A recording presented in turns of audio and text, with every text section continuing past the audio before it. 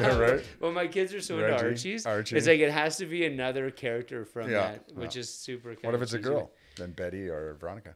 No, it will be a boy because I'm already outnumbered. I have three. Oh, okay, I have okay. 2 daughters. Yeah, and a right, wife, yeah, so yeah. I'm like, give me a fucking boy. Yeah, that's right. Yeah. Okay, let's do this. That is good. All right.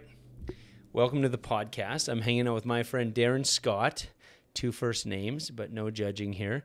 COO of GNU Craft Spirits, GNU being GNU.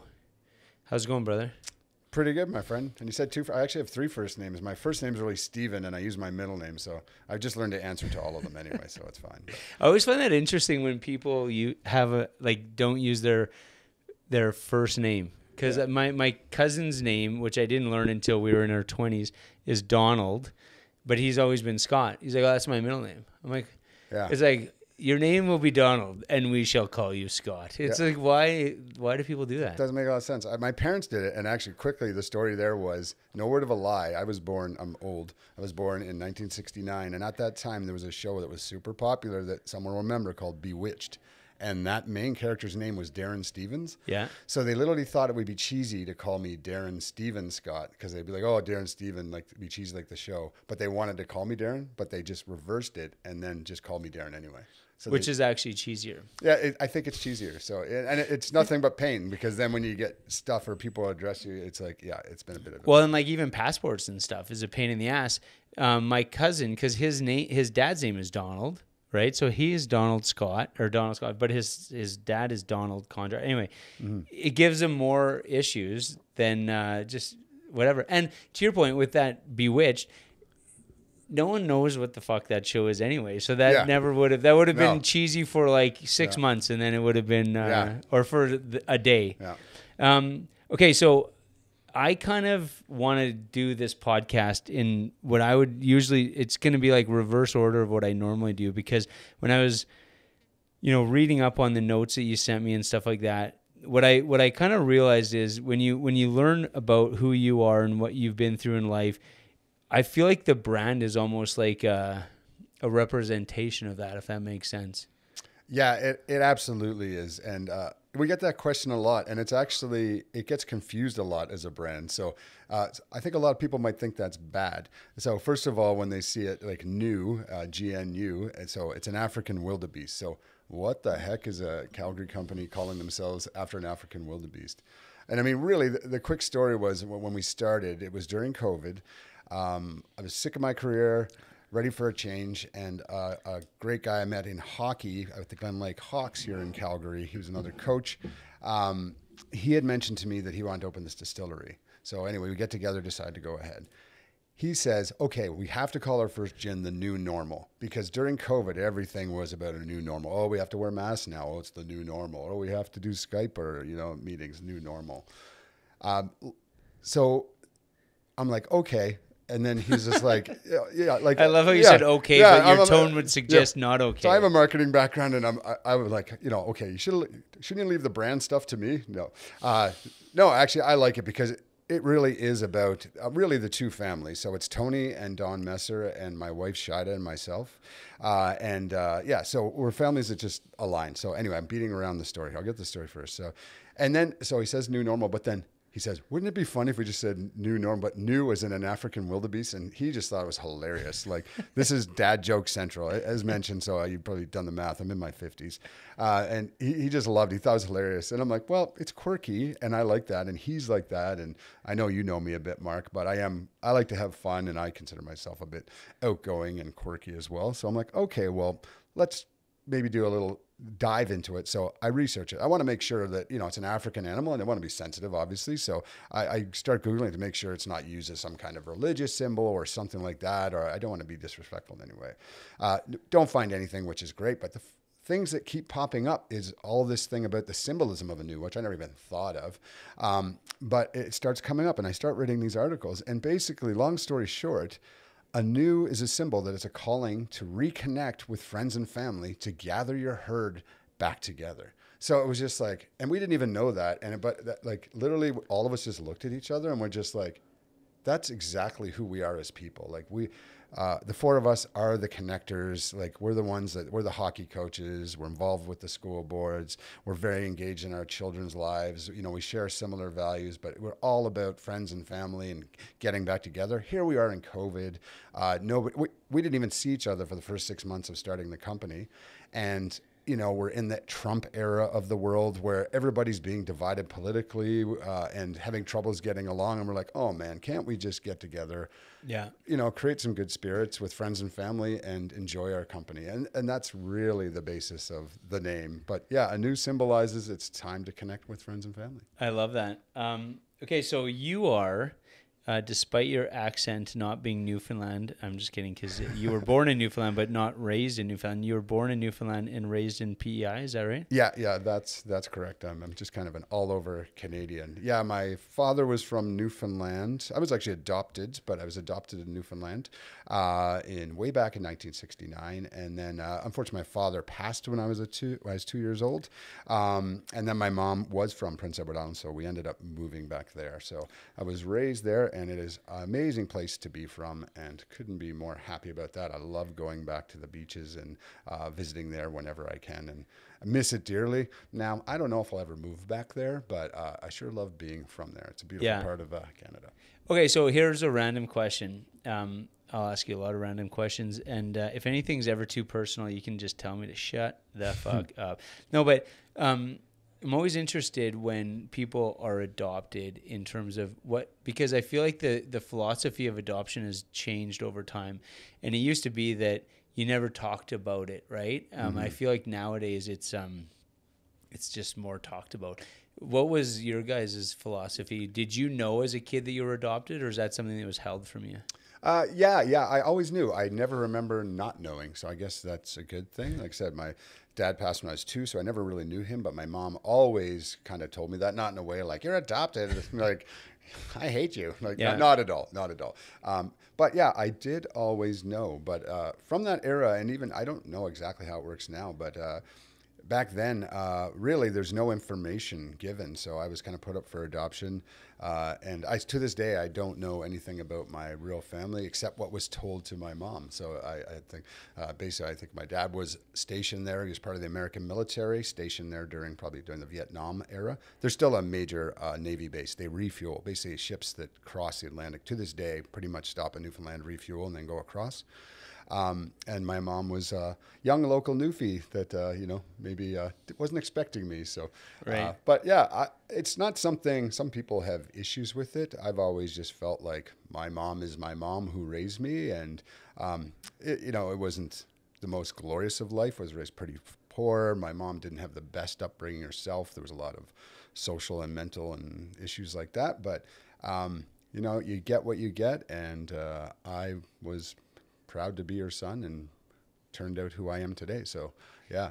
When I think because when I was, and we've had conversations about that before and even just with, reading your notes and stuff, it's interesting because when you have, like you said, you didn't grow up in the best of circumstances, but what I thought about as I was making notes and preparing for the podcast was, I never want to say that those are, good situations to be in, but when you think about how you've shaped your life with your kids and, you're big into coaching your kids, and you're a big family person.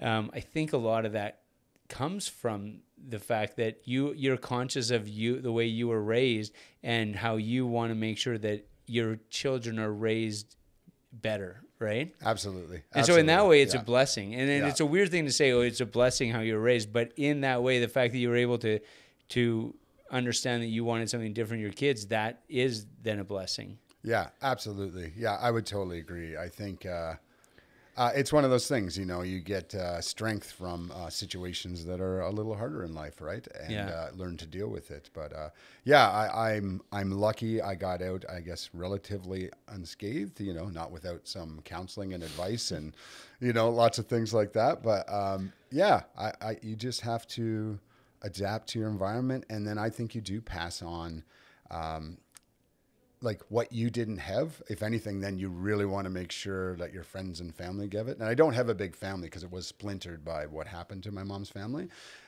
So like now I consider my friends are like everything to me. And now that I've married and have 2 children and an extended family through that, like are so important to me. Like, Yeah. So it just becomes a priority. And I've always been one to set values, and I've always done that very young, but like, I just believe I'm going to be this. And then I just live into those values. And I think that upbringing gave me the strength to do that. Yeah. It's funny because I was the 5th child, still am the 5th child.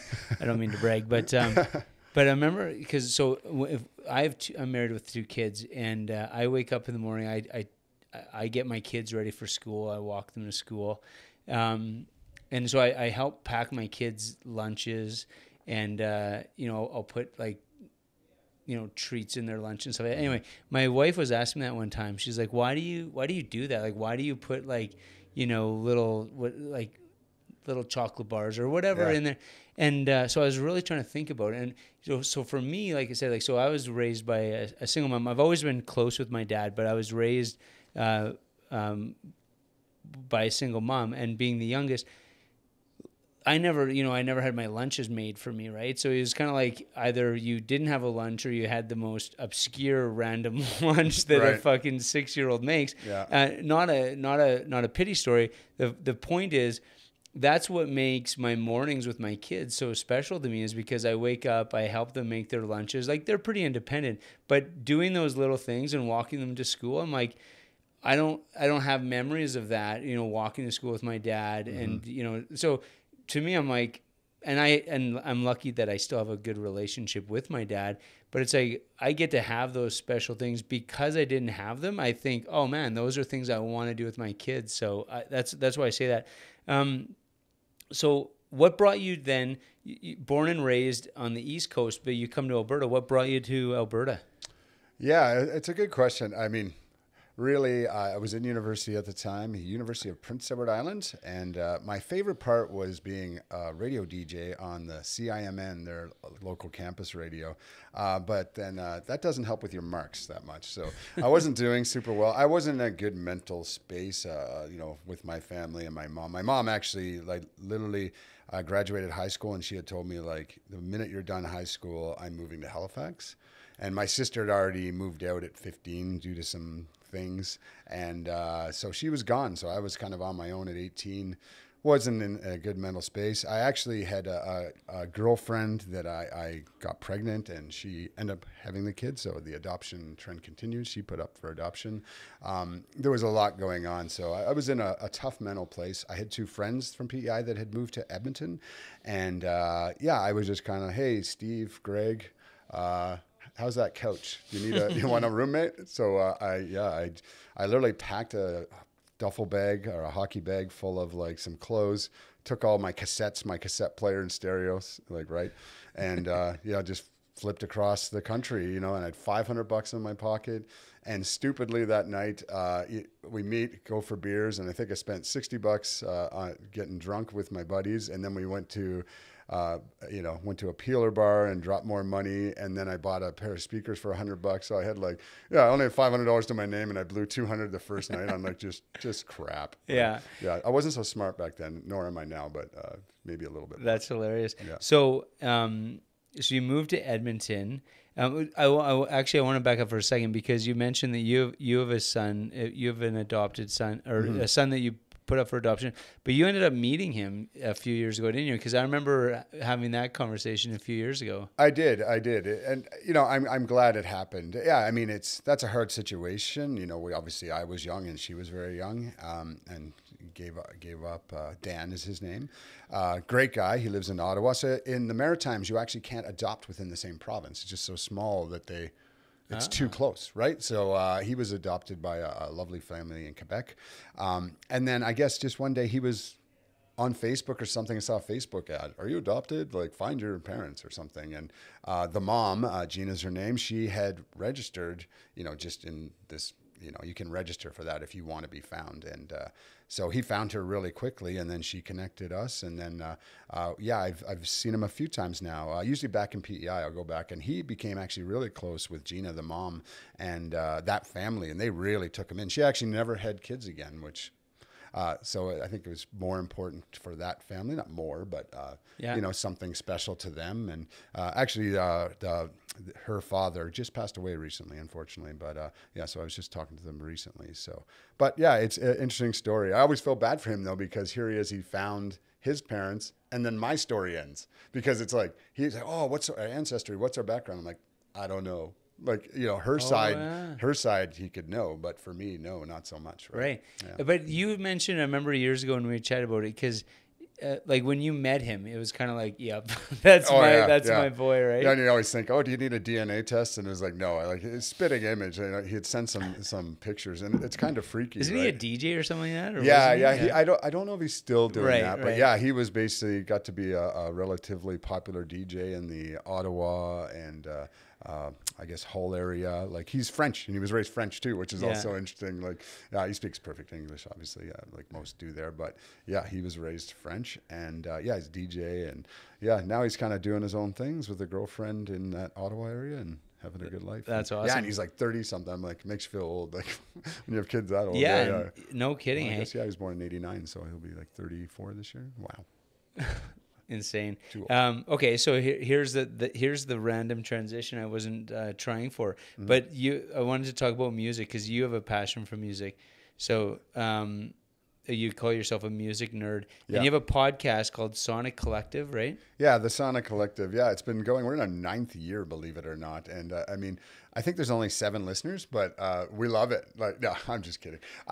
But yeah, I've always loved music, which is funny because I've never really played an instrument. Yeah. I have drums and a guitar and everything, and I'll pick them up and like pluck away sometimes, but it's pretty rare. But I'm kind of, you can tell by probably the speed I talk at, like I'm kind of ADHD. I guess everybody says that, but I'm just a very, fidgety personality, and I've always found music to me, it just like soothes me. I always say, actually, music is my church. Like if anything, like if I want to just relax or do anything, I go down, I collect records. I have near 2,000 now, and just growing. And by the way, don't get into that habit unless you like just throwing a lot of money away. No, it's awesome. I'm just kidding, but I love it. And that just kind of curtailed. I have some friends that are also fans, and my friend Scott Coates, who's over in Thailand, just kind of mentioned one day, hey, we should start a podcast. And so we did. So we kind of review older albums, influential albums, see if they stood the test of time. We usually don't review newer stuff at all. But then we'll do things like we got to interview Sam Roberts and Danko Jones, and we talked to Alan Cross, who's a great Canadian rock kind of journalist and guru. And so it's fun. It's just really a way to, I guess, treat yourself to what you love to do. So I really love it. So you love vinyl. Despite the fact that you mentioned you came across Canada with a cassette collection, is your cassette collection all gone now? Yeah, I like, and even man, I always think too, like how many copies of certain albums have I bought? Like I'm sure I've bought like some things about 10 times. Well, like I remember thinking about that once when I don't know if it was Metallica or someone was kind of on a rant about like people stealing music, and I get that because I think people should be paid for what they're creating. Absolutely. However, I'm like you. I bought that fucking album 10 times. Yeah. I get a free they copy. Owe me money. Yeah, they owe me money now. If I need to, if I've lost 10 of your CDs or records and I want to download a copy, I should be given permission to do that. Yeah. You know what I mean? Yeah, exactly. Because how many tapes, how many CDs that you had back in the day that you don't? Yeah. Now you have. I think you said something like 2,000 records. When you think about music as a music lover, what is, because there's a certain hipster kind of thing to collecting records, but as a music lover, what is special about records versus other formats? Yeah, and we were talking a little bit before the show started here, but I think the one thing just the tactile experience. For me, even like I love taking the album and like when it has nice art and you open it, just that whole experience is really nice. But the one key thing, and it's completely lost now in the last couple of generations, is that an album was an album, and it was designed and put together in a way that was meant to be listened to in that way. So, I mean, when they put song 2 after song 1, it was supposed to be that way. Most of the times, I'm sure there's artists that didn't think of that very well. Their producers though did though. Yeah. I've listened to Rick Rubin, and his, there was such an intentionality put towards the album, and so he wouldn't have just produced 10 songs and then just been like, oh, whatever, just whatever. Yeah. Like they flowed into each other, right? Yeah, our latest episode, we just did a review on Pink Floyd's "Wish You Were Here." Now, Pink Floyd was a band like I knew as a kid. I actually remember the Another Brick in the Wall album. I was in like elementary school at the time when that came out, and I just remember like, "Hey, teacher, leave those kids alone." And it was like a kid in my class saying that to the teacher, and everybody thinking it's hilarious. And I remember that. And I obviously like when I started getting back into vinyl, because it's actually kind of new. I had someone when I was younger and then got out of it. And then it was probably only about 10 years ago, maybe, that I've started again. But it was one of the first albums I got again. Not even necessarily being a huge Pink Floyd fan, but I only really listened to that album. So I decided, well, I'm going to pick that one to explore. And yeah, it was just a really interesting album. It was actually after their success of Another Brick in the Wall and Dark Side of the Moon. They had this album, and they're really jaded with the record industry, which is funny right now because it hasn't changed. Now we're in the Spotify era that's ripping off all the artists. Basically, record companies and now companies like Spotify have been ripping off artists since the beginning of time. Yeah. And that whole album was about it, but it's just beautiful, and it was put together that way and very interesting. And I'm not even the biggest prog rock kind of guy, but yeah, amazing to go back and listen to those kinds of albums, and that's really what the Sonic Collective is all about.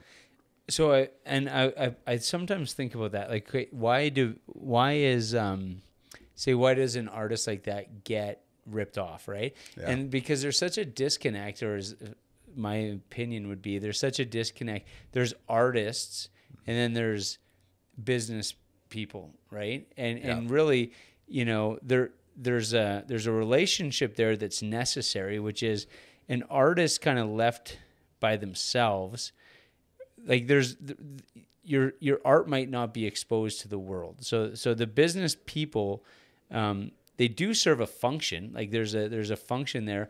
But if you're an artist, I would suggest learning how to be a business person is very important, so that you're not beholden to someone just being like, oh, I have your best interest in mind, just keep doing your art and I'll keep doing this. If you're an artist, don't be like, oh, business is for I wouldn't lower myself to that.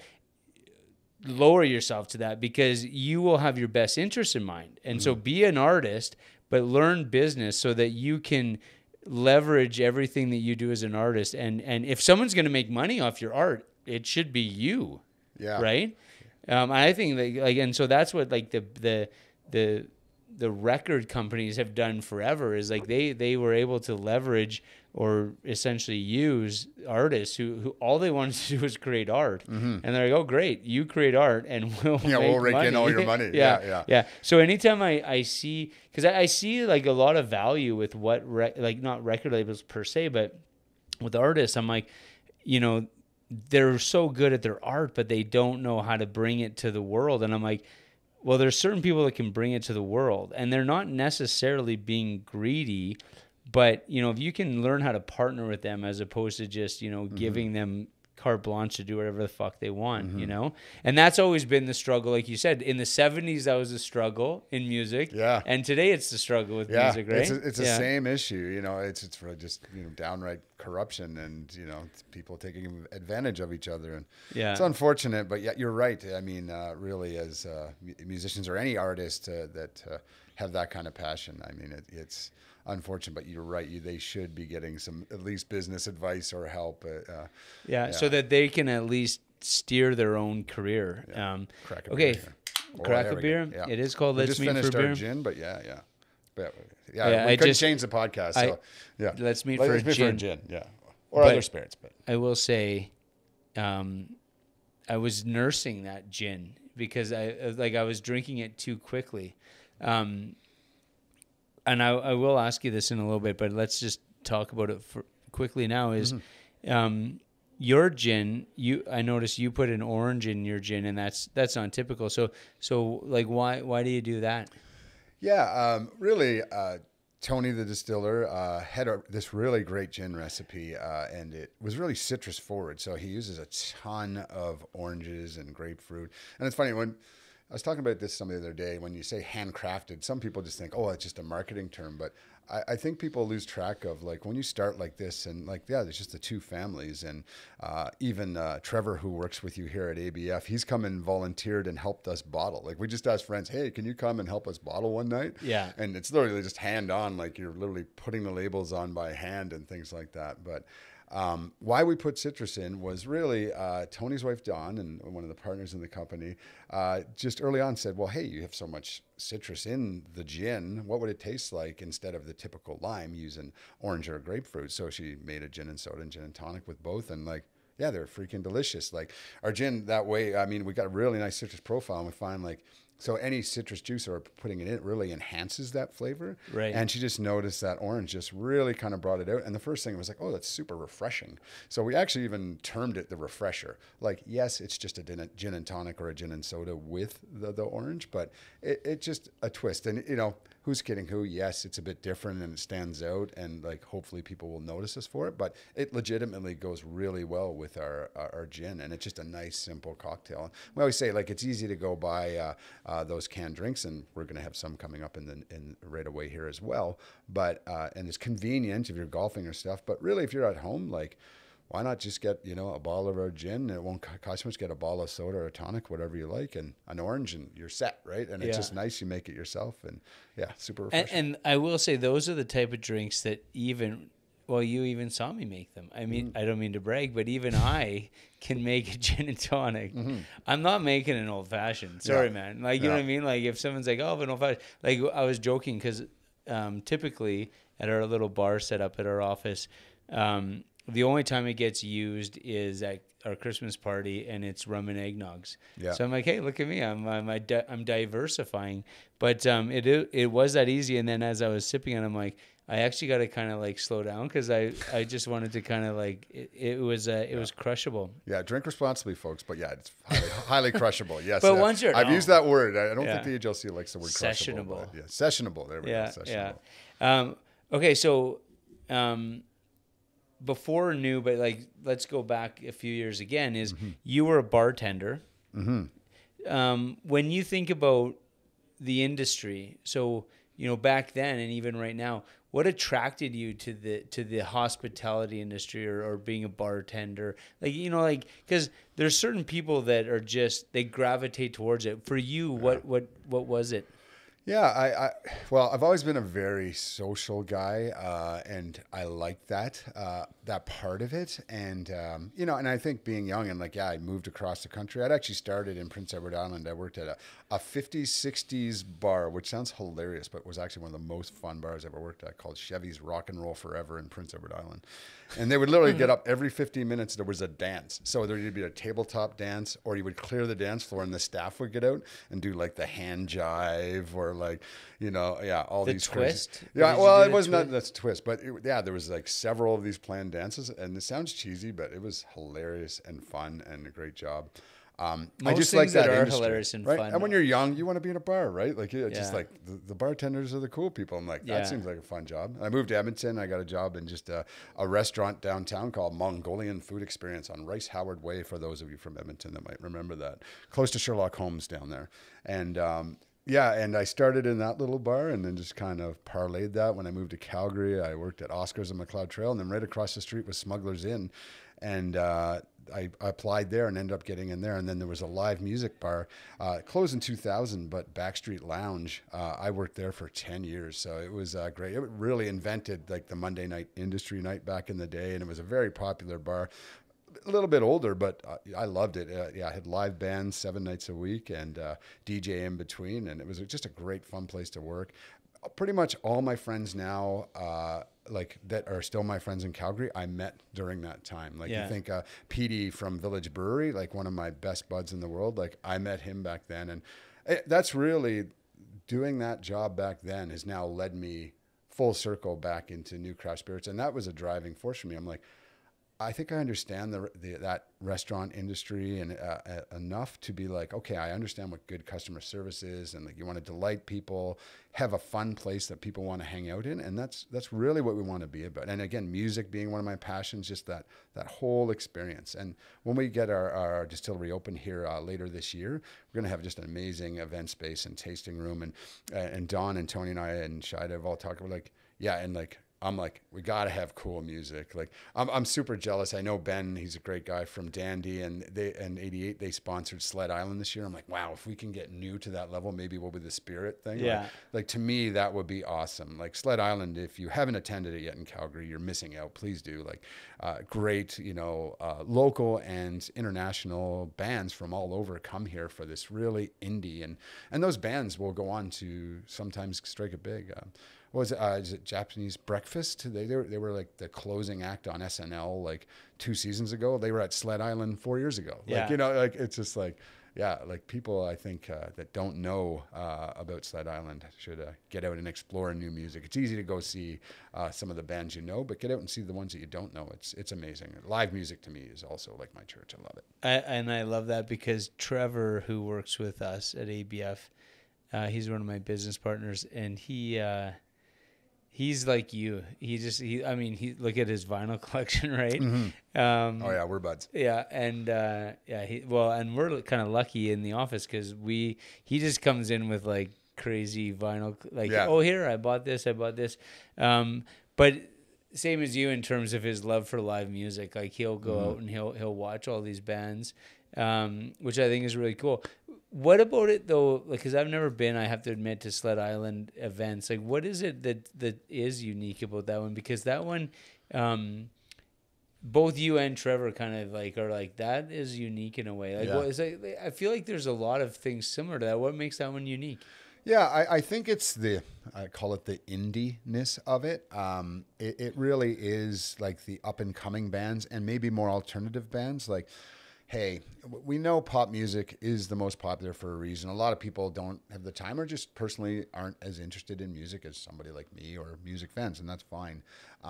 But really, if you want to discover new music or you just want to explore and get out there, I think a festival like that just gives you a good exposure to all different kind of genres of music and artists. Like there's everything. Like, I mean, it's everything from hip hop to punk to soul to, country type acts. Like, there is a lot of alternative and things like that. And again, they get some good international bands too, and just fun. Like, Harmar Superstar was here, I think that 2 years ago.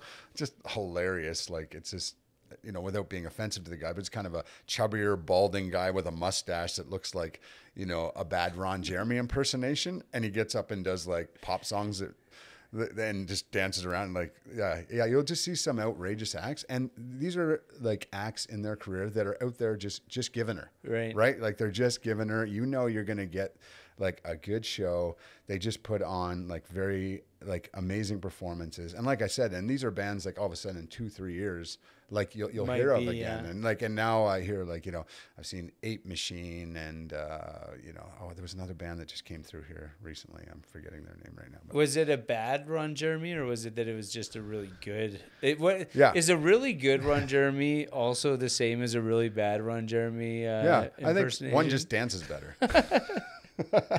So then after kind of your hospitality career, you then had a marketing career. So that's actually where we met. Yeah. And the irony is, as I would remember it, I guess, is like, so we kind of met where we knew each other when, because we shared it, we worked in the same kind of office building, right?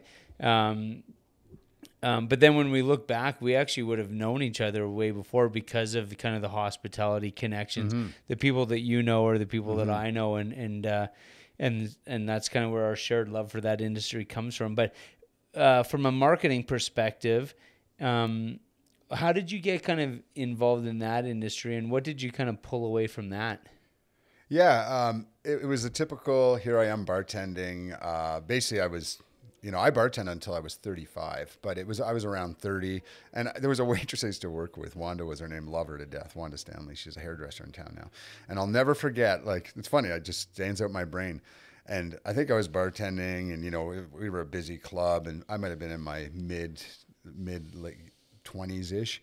And I was like, oh man, I should really start thinking about a career, doing something. But I don't know if people know this, but bartenders can make really good money, first of all. Yeah. I mean, we're making really good money. So it's And tough. like cash. And I just remember her turning and she's just like, why would you even think about doing any kind of career until you're 30? Like, let's just have fun in our 20s. And I'm like, good one, Wanda. Like, I mean, she didn't quite say it like that, but she's just like, You're like, I don't know why you thought that, but that becomes my new measuring stick. Yeah, real right. It's just like so many people are like, I got to go to university. I got to do all this right away. But I mean, I was in a good space in my life. I was making really good money, really enjoying my time. I had a good group of friends and yeah, so it was like, she just kind of took that stress away. I'm like, okay, it'll kind of appear to me over time. And over time, I just kind of naturally had an affinity I started playing with Photoshop is the honest truth. And I liked it. And I thought, I should learn more about design and things like that. So I ended up going to a technical school here in town. It's no longer here, but it's called Applied Multimedia. But they had a 2-year diploma program there.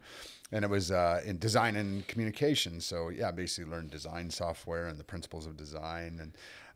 And then just kind of took that and right away jumped in and opened a company called Visuwa Design Group with a couple of graduates from there. We had no idea what we're doing. We're idiots. Like, yeah, we're just like, let's just get an office and we'll open a marketing agency. And we did that for like a year and a half. And just like, I think I made like $3 an hour. But I learned a lot from that. And one of the guys, there was 3 partners. One had left and gone to Shaw Communications here in Calgary. And shortly, I stuck it out for a while, and then he's like, hey, man, they're hiring here for a designer. I ended up jumping to Shaw, and I worked there for 8 years and relatively quickly became the manager of, I guess, the digital team there. So I was more of a digital marketing guy, even though I did my fair share of print and stuff, but ended up leading a team at Shaw, and then I went to SportCheck FGL and, did the corporate thing for many years and actually really enjoyed it for a long time. But yeah, that was kind of where I went after that.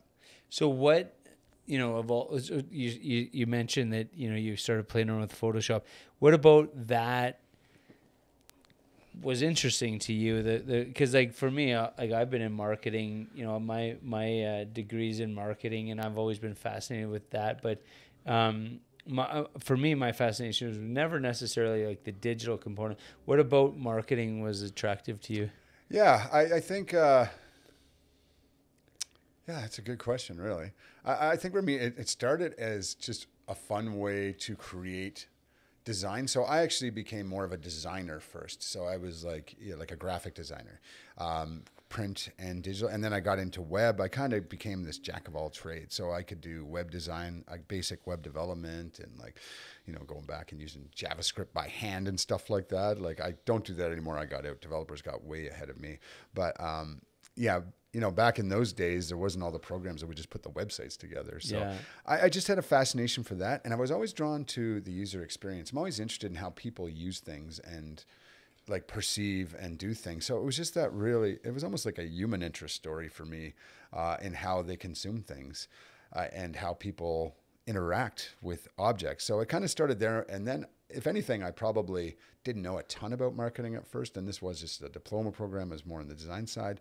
But really my time at Shaw and other big companies, I got exposed to and got a lot of great training and, then learned more about kind of how to do it at a bigger scale and how to understand people better and things like that. But yeah, I think it was just more that human element and how people react. I still love user experience, or UX they call it, and how people use things. Like The Inmates Are Running the Asylum is a great book, or The Design of Everyday Things. If you've never heard of those books, very interesting. They're a bit older now, but Design of Everyday Things, I think it's a book from the 50s or something, and it just talks about how people design like door handles that are just intuitive and things like that, and how people interact with things. So I guess that always fascinated me, and then it just grew from there.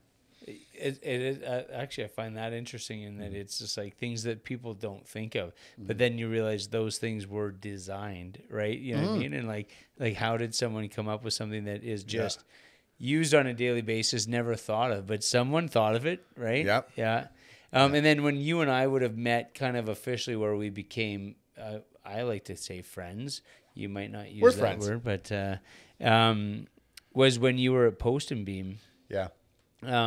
So you went back, I guess. You went corporate, and then you kind of went on your own again. What kind of made you want to do that again? Yeah. I mean, my personality is one. I always want to try something new. I'm all about like, yeah, try something new, all in. Yeah. Like a lot of people aren't like that. I guess I'm lucky to have that personality trait. But yeah, I had a good friend, Jason Warnock, who was with this Post and Beam company, which was actually a US-based marketing agency. And they kind of went through some trials and tribulations, and the US partners wanted to get out. So Jason said, well, I'll take over, but I'll base it in Canada. But then all of a sudden he needed a guy that knew more about, I guess, the digital side of things and marketing. So he talked to me, and we've known each other for many years through, I'm at the restaurant industry. He worked at, Smugglers. Yeah, it always goes back to the restaurant industry. And yeah, so I became a partner there, and you're right. Yeah. So we were in the same building just down the road here, and there was us, Alberta Beer Festivals and Calgary International Film Festival. We would have some killer, we were all on the same floor. We would have some killer parties in there. That was so fun. So yeah, I think I'd met you before. Like I said, I am really good friends with some of the owners and people at Village Brewery, and I think I met you through them. But yeah, you're right. We really became friends. Then we're like, office mates. We know each other. Yeah. Because all the same people visiting us are visiting you guys, and it's kind of like, oh, wait a second. Yeah, we knew all the same people. Which I think is awesome. Yeah. But and it's funny you say that though about like, oh yeah, Jason came into Smugglers Inn and stuff like that, is because it all boils down to relationships and networking. And anybody who minimizes the importance of that is, I'm always like, all right, like I'm not saying that I'm right in that, but I'm saying like if you minimize the importance of, because all the people that you met through that hospitality and how you see it come full circle and how it's helping you. I mean, it just, to me, it's self-evident. And that's really actually why I wanted to kind of talk about like how, right from like, born and raised, so born in Newfoundland, raised in PEI, you come here and you have all those experiences, is because then when you were talking about, what new is, I feel like all of those experiences come into new. Absolutely. Right? Yeah, I couldn't have planned it better. And even I worked at ATCO for a while, and I became a project manager, which I had kind of done at Shaw and things like that, but I'm not an official licensed PMI project manager, but I knew everything now. And it's just like, because when you start a small company like this, there's no, like, I think people think it just auto-magically happens, but no, I call it the monumental lift. Like it's a big thing. And I'm so grateful I had all those experiences, all these relationships. Like, when we were starting, quickly, I'll give some shout outs. It's like, you hear about the beer industry, especially here in Alberta, and how friendly they are to each other, and it's very true. And same for the distilling industry. So when we started, we were very lucky, like I said, I knew people at Village, and I had some great conversations with like Jim Button. Tom Stewart's a really good friend of mine, one of the owners as well, and obviously Mike Petey. And then like, we got introduced, and even I reached out to you, and you connected me with like Mark Freeland at Two Rivers Distillery, and Marty and Faye at Skunk Works, Ross Alger at Confluence Distilling. And actually right now, because we're still building, so we're actually using Confluence's still. We just rent their stills time, and Tony goes in and makes it. But it's amazing the support we've had. Like, it's just amazing. And Vince Schaefer, who's with Four Dogs, because the way we operate now, and it's kind of an agency model until we can get open, but like, there's all these intricacies, and like the AGLC, like, I'm not going to say anything bad about them, but it can be difficult to understand how to get everything done with them. And a guy like Vince, I'm like, Vince, hey, how do you do this, man? And like, yeah, so it's just the support and friendship. David Farron at Eau Claire, he's not there anymore, but like all these people, Jordan Ramey at Burwood, like they all sat down with us, like, and just like gave us legitimate, great information. And even you're kind of partially responsible for our name change. You're fully responsible in a way. Like originally, like we started it, and then Tony just kind of, I think he just, legally named us New Distillery and Spirits Limited, and sounded all right. And for a while, and then we were battling with the logo, and I was sending it to friends, and I sent it to you. And I think you just kind of mentioned one time, it's like, the name's just kind of funny. Like you wouldn't say like Village Brewery and Beer Limited. Like it's just kind of a redundant statement in It's itself. implied if you're a brewery that you make beer. Yeah. So you're like, hey, idiots, like that doesn't work. Well, and actually, I wouldn't say I even thought of that as terms of, but that's what I said to you. But what I was thinking is, it didn't. I love everything to be symmetrical. Yeah. And when all those words were together, it wasn't balanced, and I was just like. Yeah. So and then I was like, well, wait a second. You don't need spirits and distillery. I mean, it's implied. Yeah. But yeah, I mean, and quickly there was one other reason, and we didn't know it. And actually, Alan Dupuy, a good friend of mine, that's on the Sonic Collective podcast as well, and he works for a big company downtown. And I'd sent him an email because we originally started. I had newdistillery.com was our URL and email, and. He never got back to me, and then finally said, "Oh, hey, I got this alert. Like your email got picked up by spam filters at my corporate email." And I'm like, "Oh, why?" And it turns out, so if you think newdistillery.com, the word nudist is right in the middle there. Oh, wow. NUDIST, GNUDIST. But yeah, so it was basically all the time it was getting caught in spam filters because the word nudist is in our URL. So it was just destiny. So now we're GNU Craft Spirits, and it makes a lot more sense. Hey, listen, if I could be a little part of that. Yeah, story, you really were the catalyst for change. You're like, yeah, it was way too long. But yeah, and you being a marketing guy, I'm always kind of flattered when guys like you, who I always feel know more than me, are asking my opinion. I'm like, I don't know. I guess I should give them something. Like, I don't know. Hey, everything looks good, but maybe look at this. Like, I don't know. Okay, so again, looking at everything that you did, and then really distilling it. See what I did there?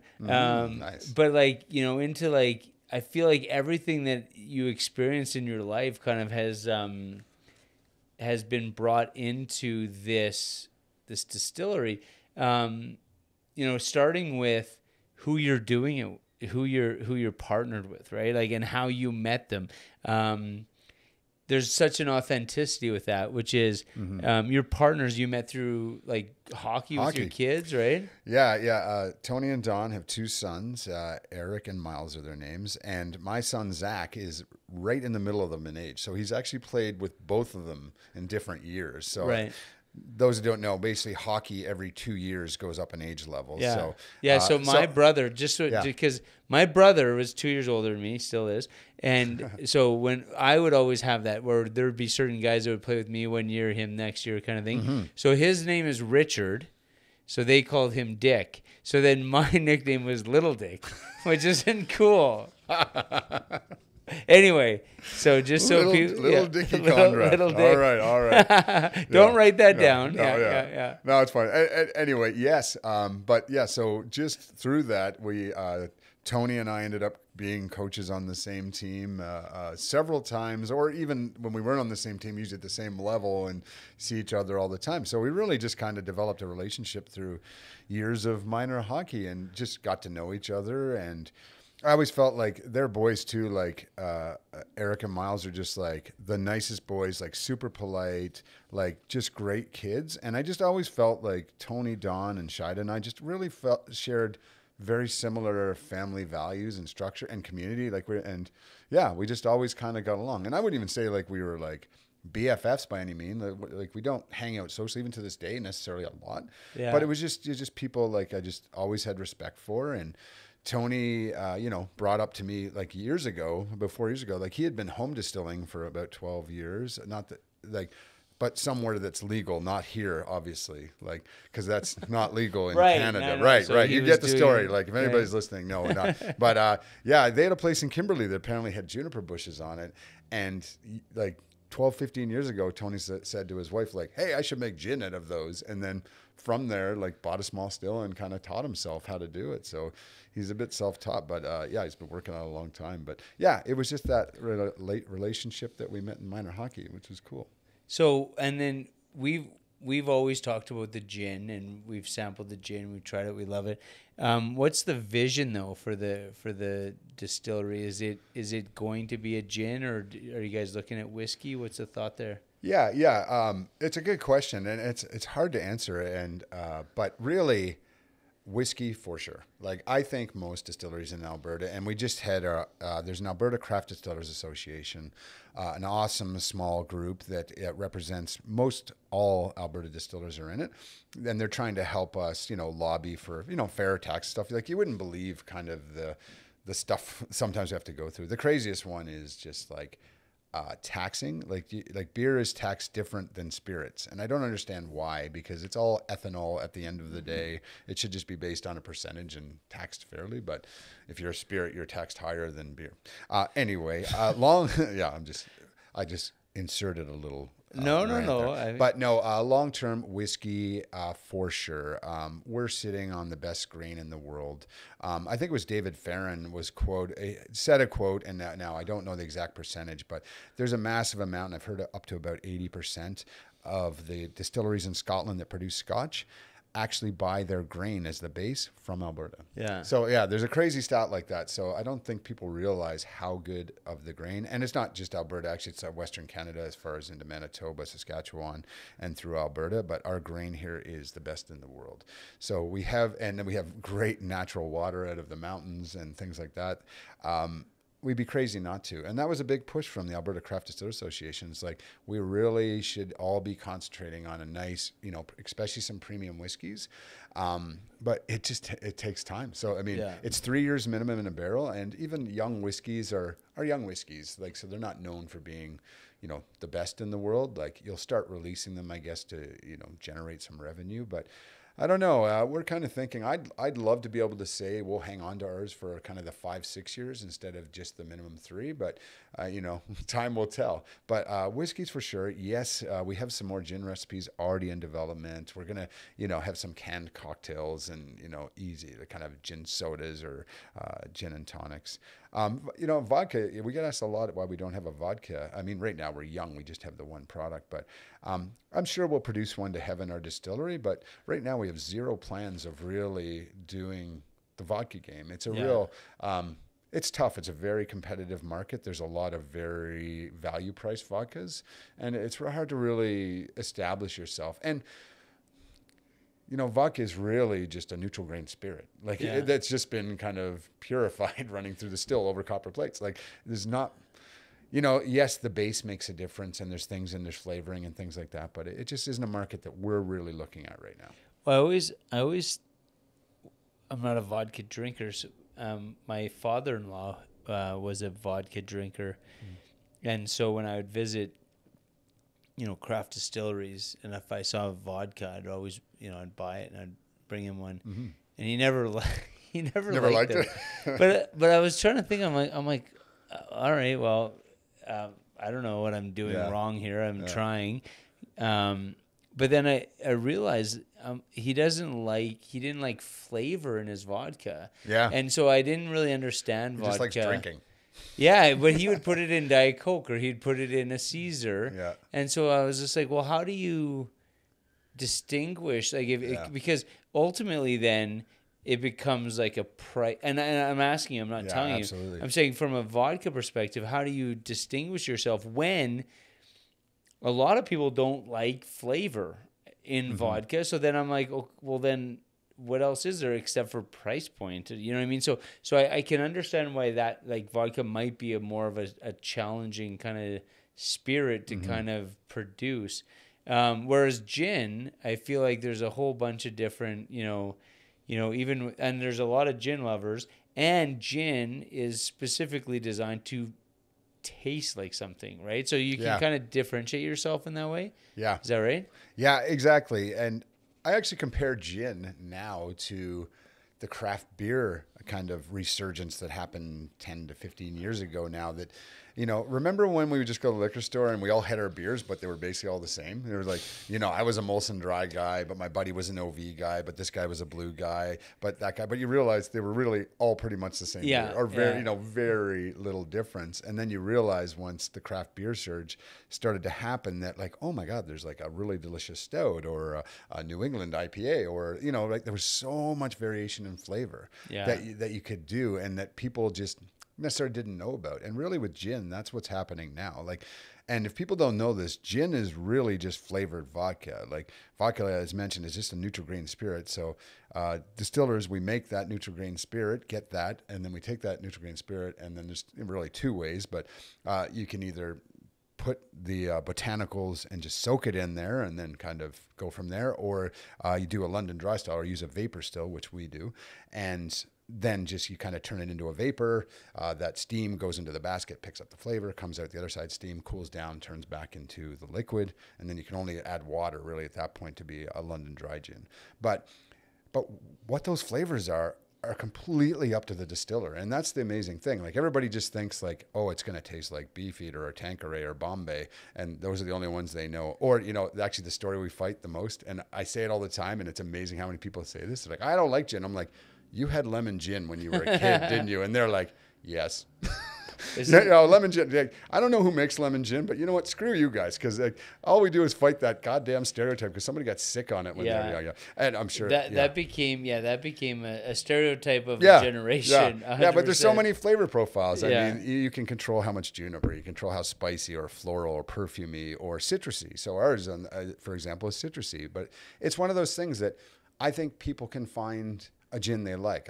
People are like, I don't like gin. I'm like, I think you just, if you were willing to get it and try, I mean, if you're a drinker and like to try some different spirits or stuff like that, you could find one with a flavor profile you will like. Like the sky's the limit. Like I think of was it Drumshambo or whatever that they have. It's very fennel forward, so it's almost like that. But like people that don't like licorice or that flavor are gonna hate it.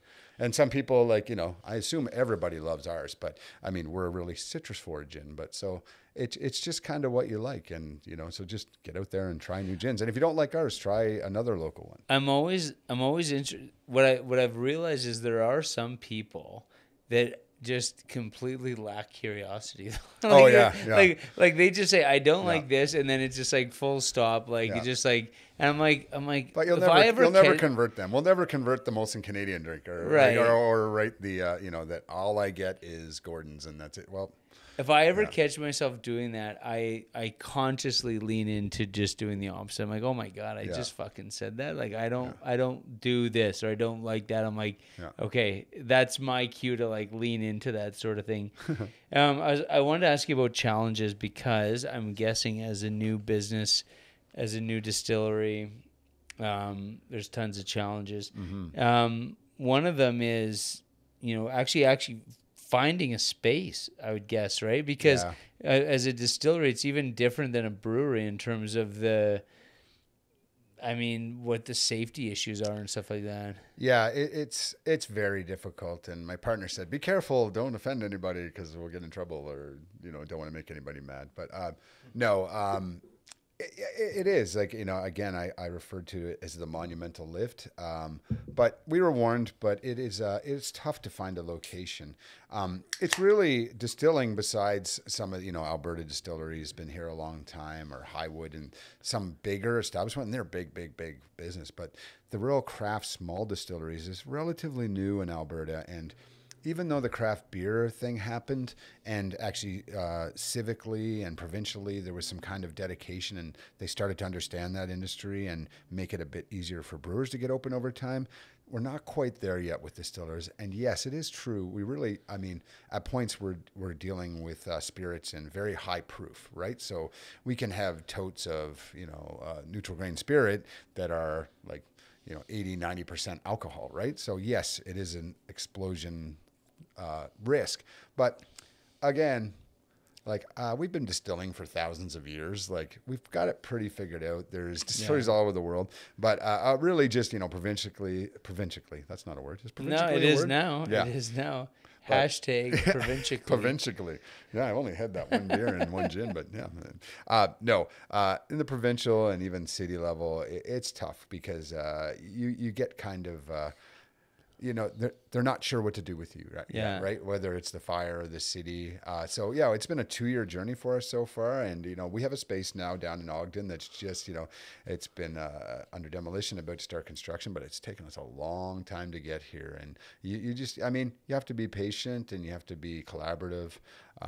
Yeah, but I'll say I'll just leave it there. But it's challenging. It's Yeah. challenging. You definitely gotta want it, and and we were warned by our peers like it's gonna take a while, and it's something the Alberta Craft Distillers Association is very much gonna try and work on and help, right? Yeah. In that collaborative area. So what's your thankful for vision that. then when you do get a tasting room or a place? Mm-hmm. What's the vision for that? Yeah, we have the renderings and everything like that. So we've seen all the plans, and well, actually the tasting room itself is a new build. The manufacturing side was a previous welding shop down in Ogden, right by Alberta Distilleries. But yeah, it's going to be a nice space. We're kind of making it, retro modern. Place that will, we really want it to just be a place that people can gather. So it'll have a nice space for about 60 people. Again, we're going to make sure we have like nice music, nice atmosphere, just a cool vibe in there, and just a place that we want to gather. We definitely want it to be available to people to use for things, for events and things like that.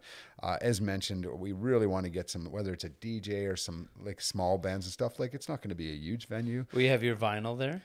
Oh, absolutely. That was like from day one. I'm like, okay, whatever we do for the sound, we just have to have turntables and all that. Yeah, so I can like just play some vinyl. And I mean, that'll just kind of add to it. Another good friend, Rob Sodchuk at Turkey and Pistols, he just opened a shop in Bragg Creek, and I'm like, yeah, that's cool. Like, and he does a lot of he creates a lot of merchandise and things like that for other companies, and he started to do it for himself, and he's a brilliant designer and just a creative person, and a big music lover as well, and he sells vinyl out of there. But we're not going to sell vinyl, but just that vibe and having that cool music culture, and just a great space. And I mean, again, we're about people gathering. So we wanted to make a space that will have like, decent food. We're not going to have a full restaurant, but we'll have a nice menu and have catering options, and just great live music, and have a good time.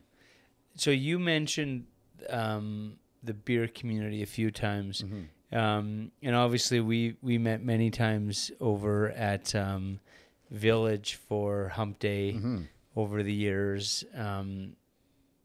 So when you look at the beer community and the distilling community, what would you say are the similarities and then the differences, like from a cultural perspective? Mm-hmm. Yeah, that's a very good question. I've been very fortunate to, I guess, have those friends and be involved in the beer community. I was always a craft beer nerd. I'm going to get Petey in trouble here, but I always bug Petey because back in the day, he was like a rye Coke guy. And I was like, I remember like I would loving like trad. And this is like when I moved to Edmonton in 1990 in Grasshopper. I'm like, I love these new beers and all this craft beer stuff. But I love the camaraderie, and I think that still continues into the distilleries. About it all. It's a very supportive industry, and even across beer and distilling, like we're all kind of together. Like, you're the organizer and owner of Alberta Beer Festivals, and such a great, like, events like that really bring us all together. I mean, I guess there's some differences. I mean, well, first of all, we're taxed way more heavily, and it's definitely harder to make a go of it, but hey, we'll work on that. There is kind of two camps in distilling too, and we just went to the meeting, and it's interesting too. There's some local distilleries that will they can import product from other countries or areas and kind of repackage it or make something new. Like I won't go into who, it doesn't really matter. And there's some that are just like, no, it should be like you have to make it from exact scratch from zero, like that. So there is not a divide necessarily, but there's almost two schools, and some are very purist that it is absolutely farm to table. Like good friend Jacques that owns Bridgeland, and love that distillery. But yeah, he even has like one field that he gets his grain from, like just that one field. That's so cool, right? Like it's so cool. But I mean, there's balance for everybody in there. But in general, everybody plays nights, gets along. I mean, hey, who's kidding who? We're just trying to get like 1% of the share that the Bombays and the Smirnoffs and these other big brands get. 1% of their sales in Alberta could probably support 100 small distilleries, right? So at the end of the day, yes, we're competing at one level, but I think we all realize that we can grow this industry as a whole. Like, you were mentioning the Ale Trail here in Alberta that promotes not only within the big cities of Edmonton and Calgary and some others, but these smaller areas and distilleries that really are all around Alberta. They're amazing. Like, Blind Man, like, for example, up in like Lacombe. Lacombe, love it there. Like, such a good brewery. Yeah. You mentioned Bridgeland. One of the things I think that's been, I'm always kind of fascinated by the fact that it continues to fascinate me, which is when I visit breweries, I always think, okay, I've seen everything, right? Like, we've been doing beer festivals for almost 20 years now. So I've seen everything. But then when I visit a brewery, I'm like, oh, that's new. Distilleries are like that to me. And so Bridgeland specifically, you go into a place like that and just like, the way they approach everything is so different and so unique. And I think that's what's fascinating about local breweries, but then now local distilleries, is because everybody approaches it differently. They have, like different life experiences that they draw from. And so when you go into a place, their product isn't going to be the same because their product is a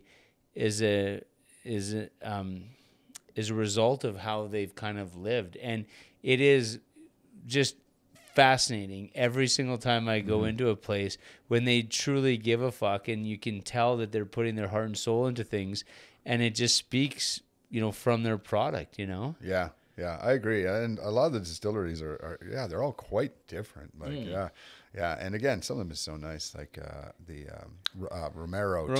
I was just thinking about that. Yeah. Thomas has been a great.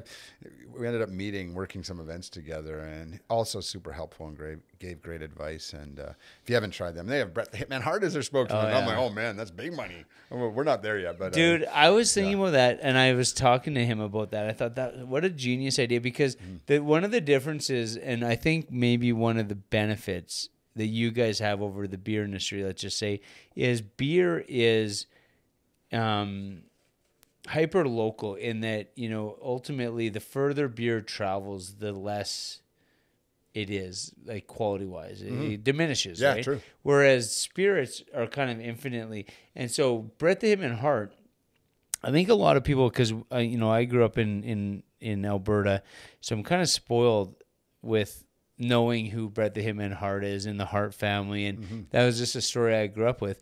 But what people don't realize is how huge he is across the world. Oh yeah. And so what made, I was talking to Thomas about this, I'm like, what the genius of partnering with him is because as a distillery you can distribute across the world, and his name is known across the world. So it's known locally. Yeah. But internationally, it's huge.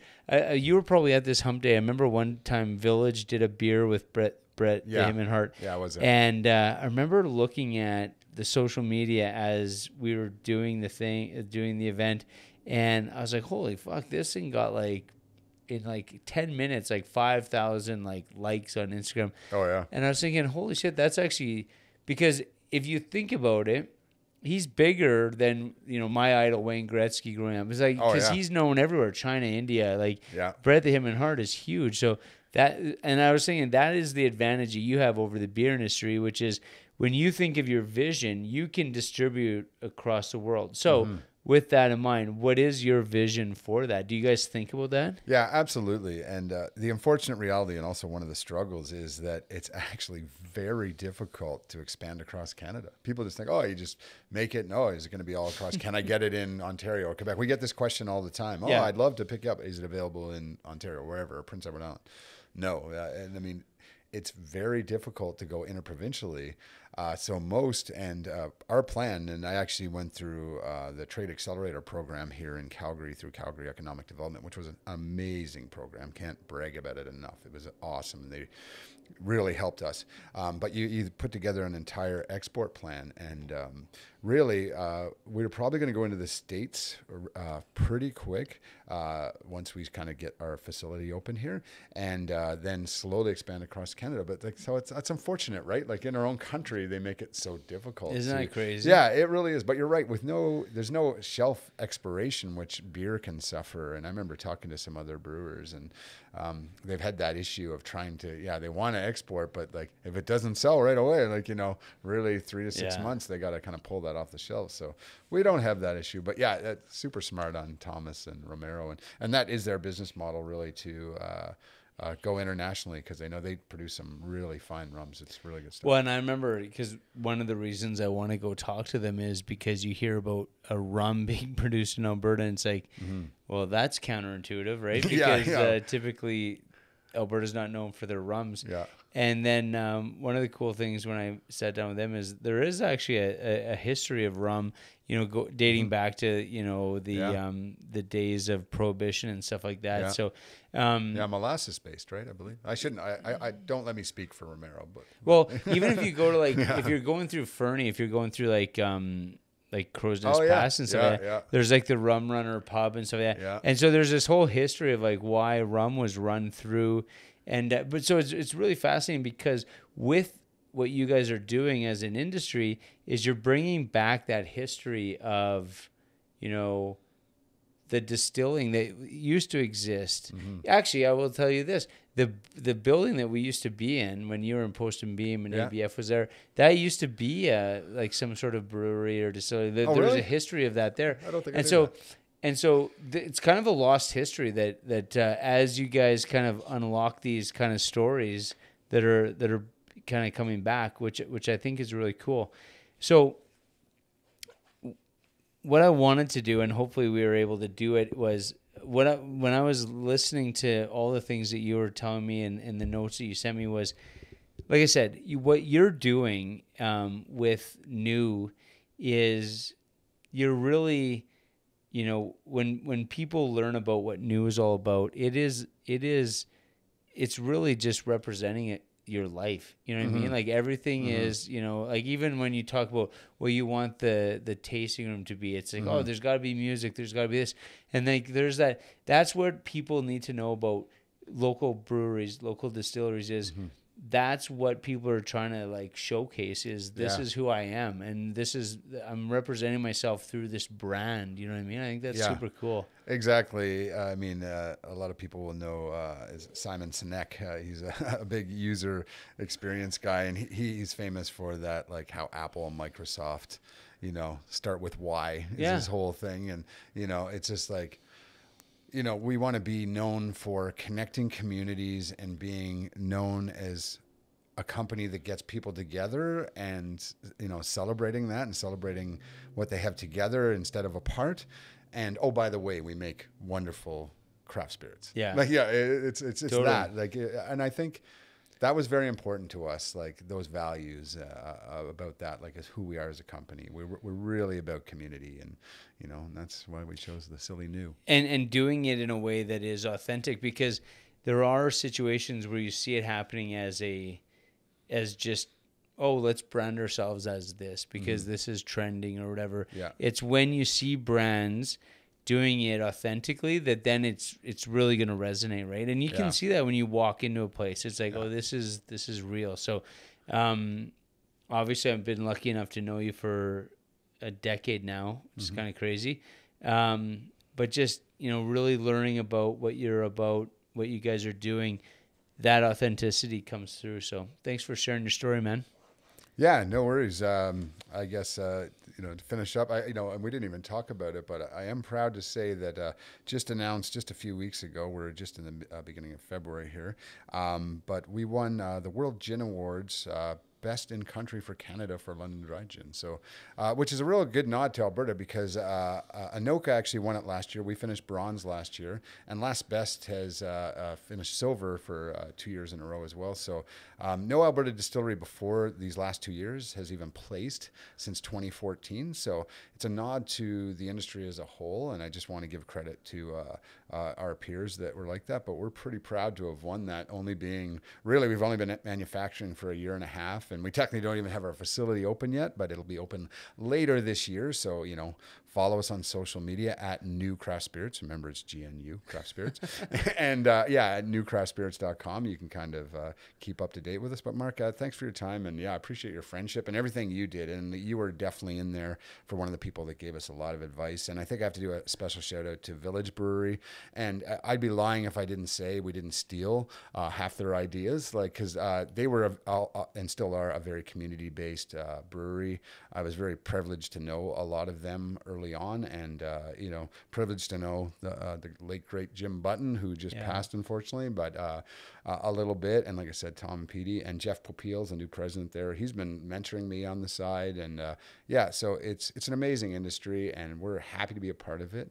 And we're just happy to start local, and it's going to be a while. But hey, I just encourage you to support local. Like, we know local can be more expensive, and it's not, everybody drinks their everyday stuff, but hey, if you want a special bottle or something like that, please think local, spend the extra money or try something new. And even if it's not us, think about that, keeping your money in, where you live. And totally. It makes a big deal. And it's not, it's not that hard to do. So I strictly now, that's all I drink is anything local, whether it be a brewery or another distillery. And I will say this, and I do a lot of seminars and stuff in Jasper specifically, because we have a good relationship with JPL. But anytime it's like support local. That's important. However, like you said, you're winning awards, so you're not supporting local. Just because you should. I see sometimes it's almost being used as guilt marketing. Oh, well, you should support the fact that world-class product is being made locally. Yeah. So it's not like you're you're drinking second-class beer or second-class you're consuming world-class product that's being produced locally. That's the key, right? Yeah. Same as like some of these chefs. Like I'm lucky enough to have become good friends with Michael Ellmeyer, who is with Sate. Cool. He's a master chef.